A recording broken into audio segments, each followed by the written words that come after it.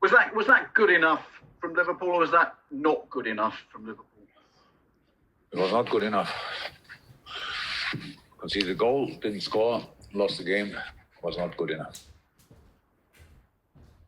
How do you explain it? I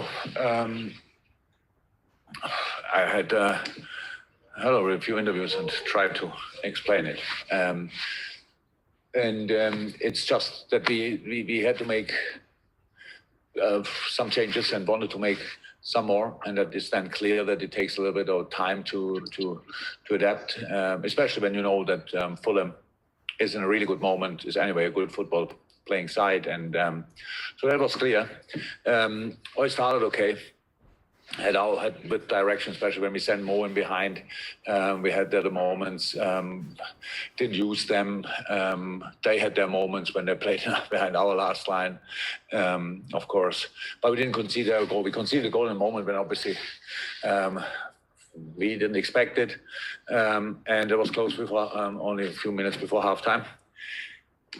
But we got them more and more used to each other and played some good stuff, created chances, had chances, didn't score. And the longer the game goes, obviously in our situation, it's not that you get then stronger and stronger and stronger. No, it gets a little bit lesser again, and that's why we lost. You said losing to Chelsea was a massive blow to finishing in the top four. So where does this result leave your chances of top four, do you think? You can imagine that's really not my concern in the moment. So I understand that you have to ask that, but I cannot think about that. We have to win football game. We have to win one football game. That would be helpful already. And then we see the rest. Thank you, Ian. We'll go to Dom King, which at the moment will be the last question, barring any hands up. Dom. Yeah, again, Harrison Reid in a post-match interview said Fulham's players wanted it more today. With the you can make it up. I got this question already. I understand. All right. That. Apologies. All good. The winner is always right. The winner is always right. But I don't see that problem. But I don't know how much Fulham wanted it. But it's normal. I was a player myself. When you win in a situation like Fulham and you say these kind of things.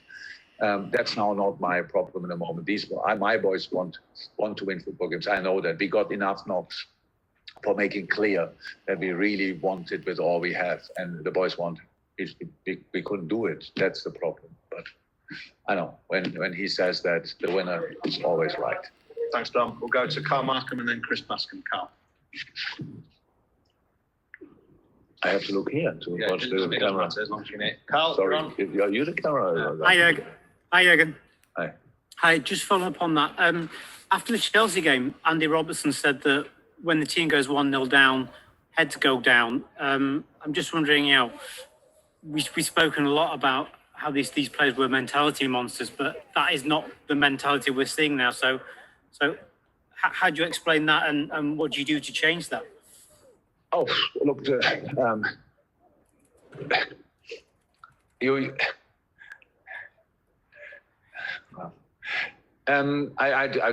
head went down, of course, today probably as well. But in the game, the reaction football-wise was kind of okay.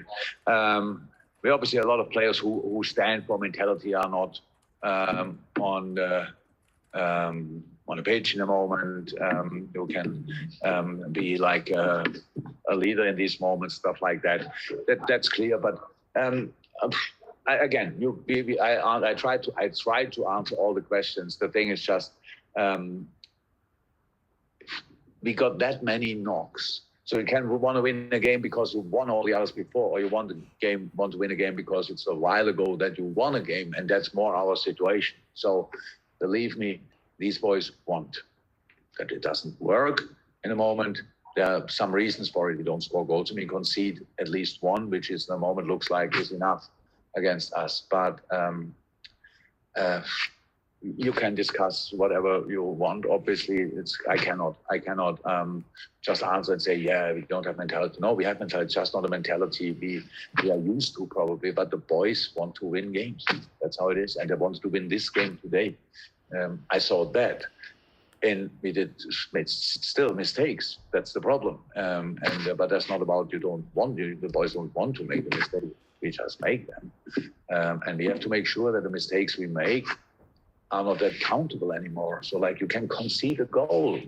We conceded goals in our best phases, the best periods of our lives. The only thing is then you are not bothered about it. And that's where we have to come. We have really tight results in the moment, pretty much always against us.